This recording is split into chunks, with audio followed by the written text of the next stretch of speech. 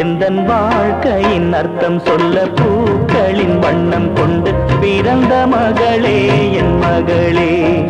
நான் வாழ்ந்தது கொஞ்சம் அந்த வாசத்தில் வந்துதித்து உயிரில் கலந்தா என் உயிரே. உன் பூவிழி குறுநகை அதில் ஆயிரம் கவிதையே. எந்தன் வாழ்க்கையின் அர்த்தம் சொல்ல பூக்களின் வண்ணம் கொண்டு பிறந்த மகளே என் மகளே. நான் வாழ்ந்தது கொஞ்சம் அந்த வாசத்தில் வந்துதித்து உயிரில் கலந்தா என் உயிரே.